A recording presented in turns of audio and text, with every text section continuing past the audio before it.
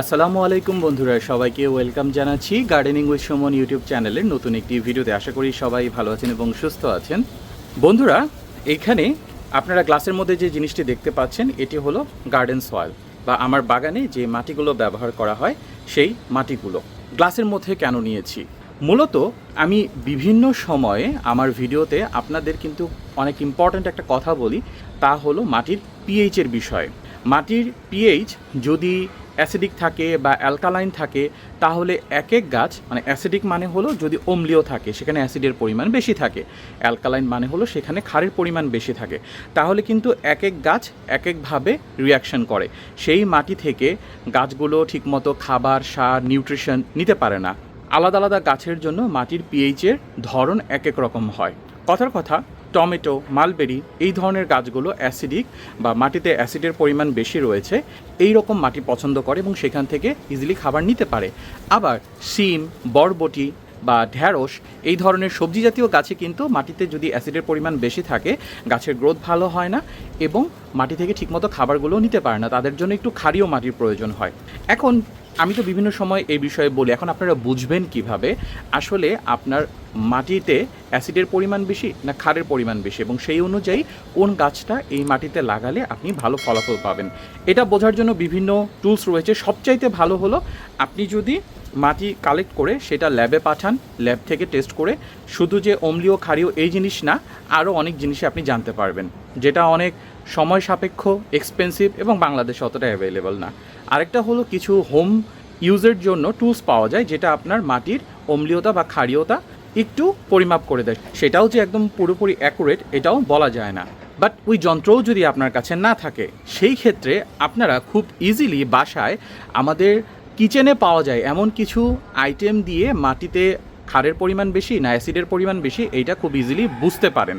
আপনাকে এক্স্যাক্টলি পরিমাণটা বলবে না যে পিএইচের পরিমাণ কত, যেমন পিএইচ 7 মানে হলো এইটা নিউট্রাল, মানে এইখানে অম্লীয়তাও বেশি নেই, ক্ষারীয়তাও বেশি নেই বা অ্যাসিডের পরিমাণও বেশি নেই। কিন্তু এটা কি একটু ক্ষারের দিকে না একটু অ্যাসিডের দিকে, এই জিনিসটা আপনি এই ঘরোয়া পদ্ধতির মাধ্যমে বুঝতে পারবেন। সো আমি আগে পরে অনেক বলেছি যে এটা নিয়ে আমি একটি ডিটেলস ভিডিও করব এবং আজকে আমি সেই ভিডিওটি করব এবং আপনাদেরকে ডিটেলসে জানাবো, প্লাস এই এক্সপেরিমেন্টের পেছনে কি সায়েন্স রয়েছে সেটাও আপনাদেরকে এক্সপ্লেন করব যাতে করে আপনারা খুব ভালোভাবে বুঝতে পারেন।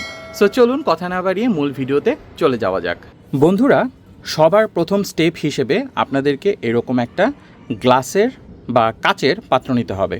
সেটা গ্লাস হতে পারে, কাপ হতে পারে, কেন কোনো মেটাল জাতীয় পাত্রে যদি আপনি টেস্টটা করেন তাহলে রেজাল্ট ভুল আসতে পারে, কারণ মেটাল ক্ষার বা অম্লের সাথে আলাদা আলাদাভাবে বিক্রিয়া করে। গ্লাসটা নেওয়ার পরে এটাকে আপনারা নর্মাল পানি দিয়ে কোনো প্রকার সাবান, শ্যাম্পু কোনো কিছু ছাড়াই ভালোভাবে ধুয়ে নেবেন এবং ড্রাই করে নেবেন, অথবা টিস্যু দিয়ে ভালো করে মুছে নেবেন। আপনার পাত্রটি রেডি হয়ে গেল টেস্টের জন্য। এরপরে দ্বিতীয় স্টেপ হলো আপনাকে তো মাটি সংগ্রহ করতে হবে। এখন এখানে আপনাদের একটা কোশ্চেন আসতে পারে, সব পাত্রের মাটিকে আমি এভাবে করে টেস্ট করব? এতগুলো পাত্রের মাটি তো আলাদা আলাদা করে টেস্ট করা সম্ভব না। হ্যাঁ, সব পাত্রের মাটি যে আপনাকে চেক করতে হবে তা না। আমরা এই পদ্ধতিতে মাটি পরীক্ষা করব সেই সকল গাছের মাটিগুলোকে যে গাছগুলোকে মনে হচ্ছে খুব ভালো গ্রোথ হচ্ছে না, গাছে আশানুরূপ ফল আসছে না, সার, পানি, পরিচর্যা, সানলাইট সব কিছুই ঠিকমতো আছে, তারপরেও গাছ কেন যেন ঠিকমতো গ্রো করছে না, এই ধরনের মাটিগুলোকে শুধু আমরা টেস্ট করব। সব মাটিগুলোকে সম্ভব না, কারণ আপনার ছাদ বাগানে 100টা পট থাকতে পারে, 100টা তো আলাদা আলাদা করে এভাবে কখনোই সম্ভব হবে না টেস্ট করার জন্য। কেন সম্ভব হবে না পুরো প্রসেসটা দেখলে আপনারা বুঝে যাবেন। সো প্রথমে আমরা ধরুন কথার কথা এই যে পাত্রটি রয়েছে এইটার মাটিটা টেস্ট করব। মাটিটা টেস্ট করার জন্য আমরা যে মাটিটা সংগ্রহ করব এই মাটিটা মিনিমাম 2 ইঞ্চি নিচ থেকে, মানে একটু ডিপ থেকে নিতে হবে। উপরের লেয়ারের মাটি টেস্ট করলে অনেক সময় মাটির অরিজিনাল কী অবস্থা রয়েছে সেটা বোঝা যায় না।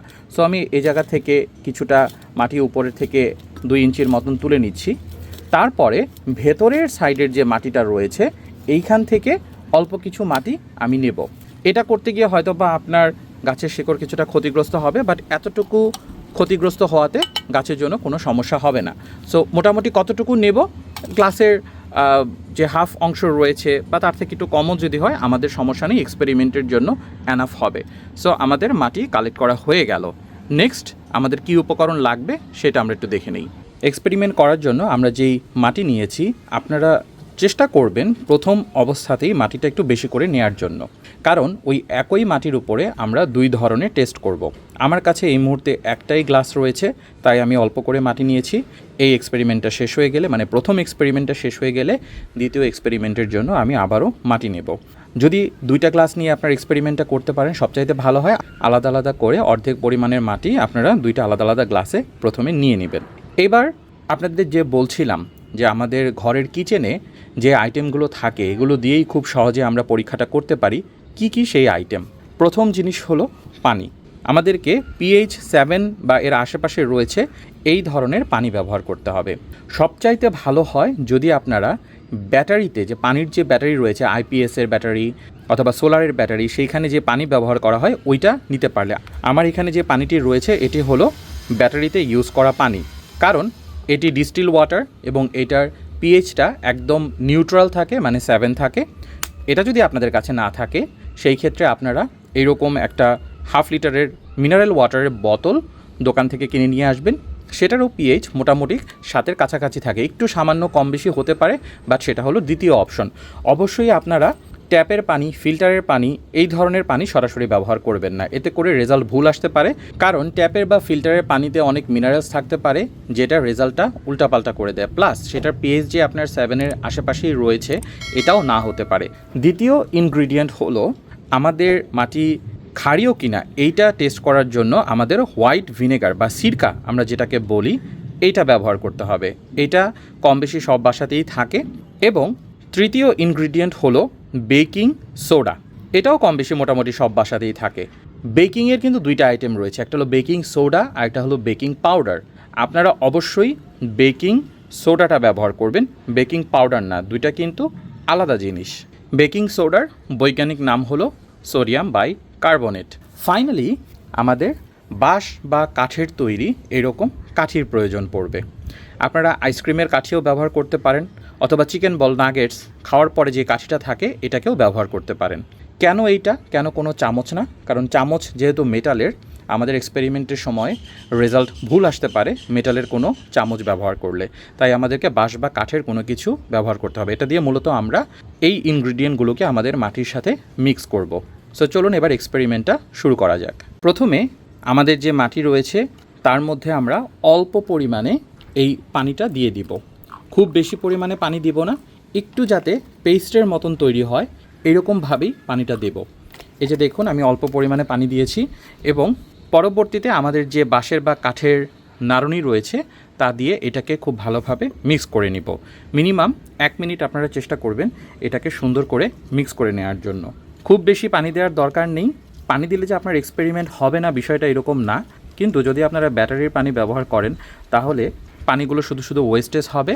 এই কারণে আমি বলেছি খুব বেশি পানি দেওয়ার দরকার নেই। ভুলে যদি একটু পানি বেশি হয়ে যায় আপনার এক্সপেরিমেন্ট যে নষ্ট হয়ে যাচ্ছে বিষয়টা এরকম না, আপনি সুন্দর মতো এক্সপেরিমেন্টটা করতে পারবেন।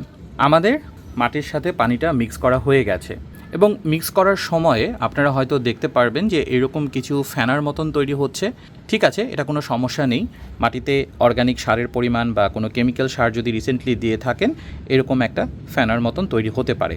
এবার প্রথমে আমরা যে টেস্টটা করব সেটা হলো এই মাটিটা ক্ষারীয় কিনা, মানে pH 7-এর উপরে কিনা এই এক্সপেরিমেন্টটা। এই এক্সপেরিমেন্ট করার জন্য আমাদেরকে এই মাটির মধ্যে প্রথমে যে হোয়াইট ভিনেগার রয়েছে অল্প পরিমাণে হোয়াইট ভিনেগার এখানে অ্যাড করতে হবে। একবারে খুব বেশি হোয়াইট ভিনেগার অ্যাড করবেন না। সো চলুন আমরা এখানে দেখি হোয়াইট ভিনেগার অ্যাড করার পরে কি হচ্ছে এবং সেটা নিয়ে আলোচনা করি কেন হচ্ছে। এর মধ্যে আমি অল্প করে হোয়াইট ভিনেগার দিয়ে দিচ্ছি এবং হোয়াইট ভিনেগার দেওয়ার পরে আমরা একটু নাড়াচাড়া দিব এবং দেখব মাটিতে আসলে কি ঘটে। সো হোয়াইট ভিনেগার দেওয়ার পরে দেখুন তেমন কোনো পরিবর্তন কিন্তু হয়নি, আমাদের আগে যেরকম ছিল ওরকমই আছে। এবং এই গ্লাসটাকে একটু কানের কাছে নিয়ে আমরা দেখব কোনো হিস হিস বা বুদবুদের শব্দ হচ্ছে কি না। হ্যাঁ, আমি কানের কাছে নিয়ে দেখলাম যে এখানে সামান্য হিস হিস বা বুদবুদ বা 7-আপের বোতল খোলার পরে যেরকম একটা নয়েজ হয় এরকম নয়েজ হচ্ছে। এটার প্রধান কারণ হলো আমাদের যে মাটিটা রয়েছে সেইটার pH 7-এর উপরে ছিল। এভাবে হোয়াইট ভিনেগার মিক্স করার পরে এটাকে আমরা 1 মিনিটের মতো রেখে দিব এবং দেখুন এই 1 মিনিটে কিন্তু উপরে একটা ফ্যানার মতন লেয়ার তৈরি হয়েছে। এই যে একটা ফ্যানার মতন লেয়ার তৈরি হয়েছে। যদিও পানি এবং মাটি শুধু মিক্স করার পরেও আমাদের কিছুটা ফ্যানার মতো তৈরি হয়েছিল, বাট এত বেশি কিন্তু না। এখানে কিন্তু প্রচুর পরিমাণে ফেনার মতন তৈরি হয়েছে। এই ফেনার মতন তৈরি হওয়ার প্রসেসটা ইন্ডিকেট করে আমাদের মাটির পিএইচ 7-এর উপরে ছিল। এখন 7-এর উপরে কত বেশি ছিল এইটা আসলে এই রেজাল্ট দেখে আমরা কিভাবে বুঝবো। হোয়াইট ভিনেগার অ্যাড করার সাথে সাথেই যদি অনেক বেশি বুদবুদ ওঠে এবং অনেক বেশি শব্দ হয়, যত বেশি বুদবুদ উঠবে দ্রুত গতিতে এবং যত বেশি শব্দ হবে পিএইচ তার মানে 7-এর থেকে তত বেশিতে রয়েছে। এইটার পিএইচ আমি যে মাটিটা নিয়েছি মোটামুটি 8-এর ঘরে ছিল হয়তো বা, ধারণা করছি, কারণ অত দ্রুত রিয়াকশন হয়নি এবং ফেনাটাও অত দ্রুত তৈরি হয়নি। সো আমাদের প্রথম এক্সপেরিমেন্ট শেষ। আমরা যেই মাটিটা নিয়েছিলাম এই মাটিটার পিএইচ 7-এর উপরে ছিল। যেহেতু হোয়াইট ভিনেগার একটি অ্যাসিড, তাই অ্যাসিড যখন ক্ষারের মধ্যে পড়ে বিক্রিয়া করে এরকম ফেনা তৈরি করে এবং এই ফেনা তৈরি করার প্রসেসের সময় 7-আপের মতন ওই রকম একটা শব্দ তৈরি করে। এবার ওই সেম মাটিটা আমি আবারও এই পাত্রে নেব, নিয়ে এইখানে সোডিয়াম বাইকার্বনেট বা বেকিং সোডা এইটা প্রয়োগ করে দেখব এখানে আসলে কি ঘটে। এখানে যে মাটিটা আমি নিয়েছি এটা একটা পেঁপে গাছের মাটি ছিল এবং পেঁপে গাছের জন্য 7-এর উপরের যে পিএইচ সেইটা যথাযথ এবং আমার ওই পেঁপে গাছে কিন্তু ভালোই গ্রোথ হচ্ছে। ফাইনালি ভিডিও শেষে আমি হয়তো পেঁপে গাছটা আপনাদেরকে দেখাবো। এবং এই ধরনের ক্ষারীয় মাটিতে আপনারা সিম, বরবটি বা যে কোনো সবজি জাতীয় জিনিস খুব ভালো করতে পারবেন। বেগুনও কিন্তু এরকম পিএইচের পরিমাণ একটু বেশি রয়েছে, এই ধরনের মাটিতে ভালো হয়। এবার এই পুরো মাটিটা আমরা ফেলে দিব, ভালো করে নর্মাল পানি দিয়ে এটাকে ধুয়ে আবারও টিস্যু দিয়ে এটাকে ড্রাই করে নিব এবং আমরা সেকেন্ড স্টেপের জন্য মাটি কালেক্ট করব একই জায়গা থেকে। সেকেন্ড এক্সপেরিমেন্ট করার জন্য আমি মাটি কালেক্ট করেছি এবং একইভাবে আগের মতন অল্প কিছু পরিমাণে পানি এটার মধ্যে দিয়ে একটু ভালোভাবে 1 মিনিট মিশিয়ে নিব। এখন আপনাদের মনে একটা কমন কোশ্চেন আসতে পারে, এভাবে মাটি এবং পানি মিক্স করার পরে এর মধ্যে যদি এরকম 2-1টা শেকড় থাকে এটা কি কোনো প্রবলেমের কারণ কি না? না, এরকম 2-1টা শেকড় থাকলে এটা কোনো প্রবলেমের কারণ না এবং আমরা দেখতে পাচ্ছি অল্প কিছু ফেনা তৈরি হচ্ছে, কিন্তু অত বেশি কিন্তু না, মানে আমাদের পূর্বে ভিনেগার দেওয়ার পরে যেরকম হয়েছিল ওই রকম না। এবার এর মধ্যে আমরা অল্প পরিমাণে 2 থেকে 4 গ্রাম পরিমাণের বেকিং সোডাটা দিয়ে দিব এবং ভালো করে আবারও মিক্স করব। অল্প পরিমাণে বেকিং সোডা আমি এটার মধ্যে দিয়ে দিচ্ছি, খুব অল্প পরিমাণেই দিতে হবে, অনেক বেশি দেওয়ার দরকার নেই, এতে করে আপনাদের সোডাগুলো ওয়েস্টেজ হবে। অনেক বেশি দিয়েও কাজ নেই, যদিও আমরা অলরেডি এখানে দেখে ফেলেছি মাটিতে ক্ষারের পরিমাণ বেশি ছিল এবং ভিনেগার বা অ্যাসিডের সাথে সেটা কিন্তু বিক্রিয়া করছিল। আবারও একইভাবে আমরা এটাকে একটু ভালোভাবে মেশাবো এবং 1 মিনিটের মতন রেখে দিব। এভাবে মেশানোর পরে আমরা একটু কানের কাছে আবারও ধরবো যে কোনো প্রকারে হিস হিস বা 7-আপের মতন শব্দ হয় কি না। আমি কানের কাছে নিয়েছিলাম, কোনো প্রকার শব্দ পাচ্ছি না, আশা করি তেমন কোনো বিক্রিয়া হবে না। এটাকে আমরা 1 থেকে 2 মিনিটের মতন এভাবে রেখে দিব। বন্ধুরা, প্রায় 2 মিনিটের মতন এটাকে রেখে দিয়েছি এবং আপনারা দেখতে পাচ্ছেন তেমন কোনো পরিবর্তনই কিন্তু হয়নি। আমাদের পূর্বে যতটুকু ফেনা ছিল ইনিশিয়ালি পানি দেওয়ার পরে অতটুকুই কিন্তু রয়ে গেছে। যে সাইড থেকেও যদি দেখাই, আগে কিন্তু ফেনাটা অনেকখানি উঠেছিল, এবার কিন্তু উঠছে না। এটার কারণ হলো সোডিয়াম বাইকার্বনেট বা বেকিং সোডা, এটা নিজেও একটা ক্ষারীয় আইটেম এবং আমরা যেহেতু আগের এক্সপেরিমেন্টে বুঝতে পেরেছিলাম মাটির পিএইচটাও ক্ষারের দিকে রয়েছে, মানে 7-এর উপরে রয়েছে। এই কারণেই এক ক্ষার আরেক ক্ষারের সাথে বিক্রিয়া করে তেমন কোনো পরিবর্তন করেনি, আমাদের মাটি এবং পানি যেরকম ছিল ওই রকমই রয়ে গেছে। বন্ধুরা, ভিডিওর মাঝখানে আমি আপনাদের বলেছিলাম আমি যেই মাটিটা নিয়েছিলাম সেটা একটি পেঁপে গাছের মাটি ছিল এবং আপনারা দেখতে পাচ্ছেন আলহামদুলিল্লাহ আমার পেঁপে গাছটা কিন্তু অনেক সুন্দর এবং হেলদি রয়েছে। এর মধ্যে খুব ছোট একটি গাছ, খুব বড় কিন্তু গাছ না, এবং এর মধ্যে কিন্তু অলরেডি পেঁপেও ধরা শুরু হয়ে গেছে। এবং এই যে এইখান থেকে আমি মাটিটা কালেক্ট করেছিলাম। সো যেহেতু আমি বলেছিলাম ক্ষারীয় মাটি, আমরা এক্সপেরিমেন্টেও সেটাই পেলাম এবং পেঁপে গাছের জন্য একটু ক্ষারীয় মাটি বেশি ভালো কাজ করে। সো এইভাবেই খুব ইজিলি আপনারা চাইলে ঘরোয়া আইটেম দিয়ে বুঝতে পারেন আপনার যে মাটিটা রয়েছে, মানে গাছের গ্রোথ যদি ভালো না হয় তার পিএইচের অবস্থাটা কেমন। আশা করি এই ভিডিওটি আপনাদের উপকারে আসবে এবং আপনারা এটি ব্যবহার করে উপকৃত হবেন। আমার এই ভিডিওটি যদি ভালো লাগে এবং আমার চ্যানেলে যদি নতুন হয়ে থাকেন চ্যানেলটিতে ঘুরে আসবেন, ভিডিওটিতে অবশ্যই লাইক করে দিবেন এবং চ্যানেলে নতুন হয়ে থাকলে চ্যানেলটি সাবস্ক্রাইব করে দিবেন, কারণ আমার চ্যানেলে আপনাদের জন্য 200+ ভিডিও রয়েছে গার্ডেনিং রিলেটেড বিভিন্ন টপিক নিয়ে। সবাইকে আমার পরবর্তী ভিডিও দেখার আমন্ত্রণ জানিয়ে আজকের ভিডিও এখানেই শেষ করছি। সবাই ভালো থাকবেন, আল্লাহ হাফেজ এবং আসসালামু আলাইকুম।